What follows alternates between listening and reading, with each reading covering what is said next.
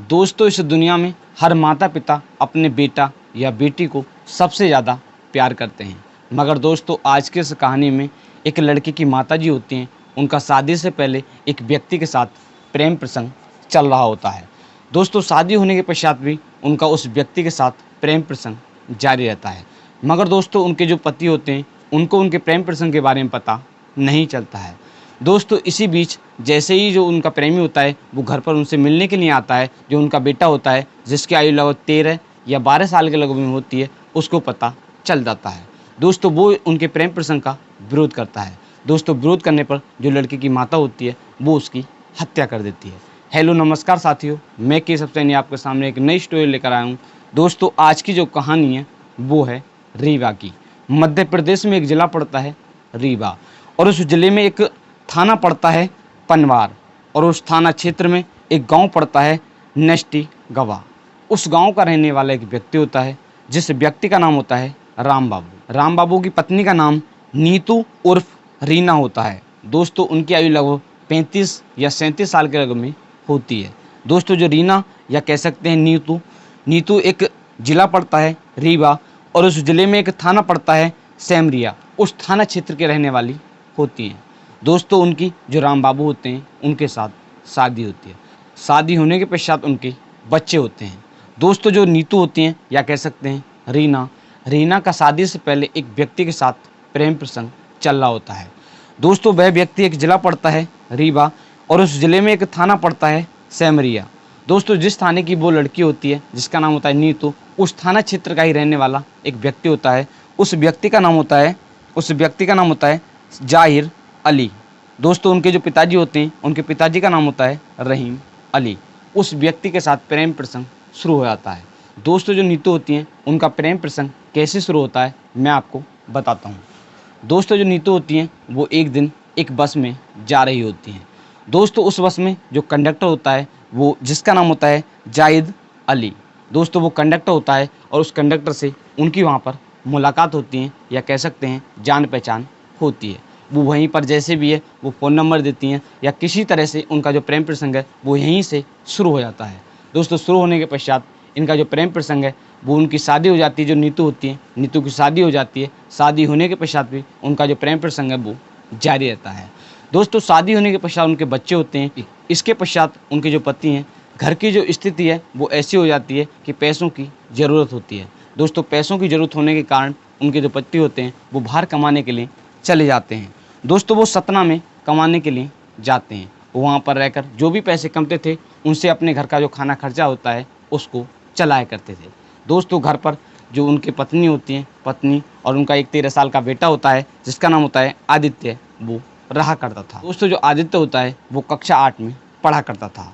दोस्तों शादी हो जाती है। शादी होने के पश्चात बच्चे भी हो जाते हैं। इसके पश्चात भी उनका जो प्रेम प्रसंग है वो जारी रहता है। दोस्तों इसी तरह से घर पर पति के न होने के कारण उसका जो प्रेमी होता है वो घर पर मिलने के लिए आया करता था। दोस्तों उनके प्रेम प्रसंग के बारे में उनका जो बेटा होता है जिसकी आयु लगभग 13 साल होती है उसको पता चलता है। दोस्तों जैसे ही पता चलता है तो वो अपनी मम्मी से झगड़ा करता है और कहता है कि आप इस व्यक्ति को अपने घर पर ना बुलाएं। दोस्तों इसके पश्चात उसकी जो माताजी होती हैं उनको ये बात काफ़ी बुरी लगती है। दोस्तों इसके पश्चात भी उसका जो प्रेमी होता है वो अक्सर उनके घर पर मिलने के लिए आया करता था। दोस्तों इस घटना से कुछ दिन पहले भी वो मिलने के लिए आता है। फिर दोबारा से जो लड़का होता है वो झगड़ा करता है। वो कहता है कि ऐसे ऐसे आप इनको अपने घर पर ना बुलाएं। दोस्तों इसी तरह चलता रहता है। अब 14 जुलाई सन 2024 को जो नीतू होती हैं वो अपने प्रेमी को घर पर बुलाने वाली होती हैं। मगर इसके बारे में उनका जो बेटा होता है जिसका नाम होता है आदित्य को पता चल जाता है, तो वो अपनी मम्मी से मना करता है, झगड़ा करता है कि आप उनको यहाँ पर ना बुलाएं। दोस्तों इसके पश्चात वो डर की वजह से उसको घर पर ना बुलाती हैं। इसके पश्चात 14 जुलाई सन 2024 को जो उसकी माताजी होती हैं वो अपने प्रेमी से मिलने के लिए जाती हैं। इसके पश्चात वो 15 जुलाई सन 2024 दिन सोमवार होता है, सोमवार को वो घर पर वापस आती हैं। दोस्तों जैसे ही वो घर पर पहुंचती हैं, पहुंचने के पश्चात उनका जो बेटा होता है वो उनसे गाली गलौज करता है, और उनका जो प्रेमी होता है उनके प्रेमी के बारे में भी गाली गलौज करता है। दोस्तों ये बात उसकी जो माताजी होती हैं उनको काफ़ी बुरी लगती है। दोस्तों वो इसके पश्चात जो उनका प्रेमी होता है वो अपने प्रेमी को फ़ोन करती हैं और वो पूरी कहानी के बारे में बताती हैं कि उनका जो बेटा है वो ऐसे ऐसे उनको कह रहा है और तुमको भी ऐसे ऐसे कह रहा है। दोस्तों उनका जो प्रेमी होता है वो कहता है कि वो जब तक ज़िंदा रहेगा, जब तक आपका बेटा ज़िंदा रहेगा, वो हमारे प्रेम प्रसंग के बीच में बांधक ही बनता रहेगा। अगर आप उसे रास्ते से हटाएं तो काफ़ी बेहतर रहेगा। आप तो उसकी माँ हैं, अगर आप उसको रास्ते से हटा देंगे तो किसी भी व्यक्ति को आप पर शक नहीं होगा। दोस्तों वो उसकी बात मान लेती हैं और इसके पश्चात वो शाम के समय उसी रात जैसे ही उसका जो बेटा होता है वो सो जाता है, सोने के पश्चात उसकी जो माताजी होती हैं वो एक गमछे से उसकी गला घोंटकर हत्या कर देती हैं। दोस्तों जैसे ही वो गला घोंटती हैं, जो लड़का होता है वो हाथ छुड़ाने के लिए करता है, या कह सकते हैं वो जान बचाने की कोशिश करता है। तो जो मृतक की माताजी होती हैं वो कहती हैं कि अगर तो हमारे प्रेम प्रसंग के बीच में बांधक नहीं बनता तो मैं तुझे नहीं मारती। तो हमारे प्रेम प्रसंग के बीच में बांधक बन रहा है, इसलिए मैं तुझे मार रही हूँ। दोस्तों इसके पश्चात वो गमछे से उसकी गला घोंटकर हत्या कर देती है। हत्या करने के पश्चात वो उसके शव को उनके घर के पास में ही एक निर्माणाधीन मकान होता है वो उसमें फेंक देती हैं और इसके पश्चात वो सो जाती हैं। दोस्तों इसके पश्चात वो अगले दिन थाने में जाती हैं और अपने बेटे की गुमशुदा की रिपोर्ट दर्ज कराती हैं। दोस्तों जैसे ही गुमशुदा की रिपोर्ट दर्ज कराती हैं, इसके पश्चात जो पुलिस होती है वो जांच करना शुरू कर देती है। दोस्तों 16 जुलाई को ही वो रिपोर्ट दर्ज कराती हैं और इसके पश्चात 16 जुलाई की देर रात कुछ व्यक्तियों को एक व्यक्ति का शव दिखाई देता है। दोस्तों जैसे ही वो उस शव को देखते हैं तो उन्हें पता चलता है कि वो गाँव के ही आदित्य का शव होता है।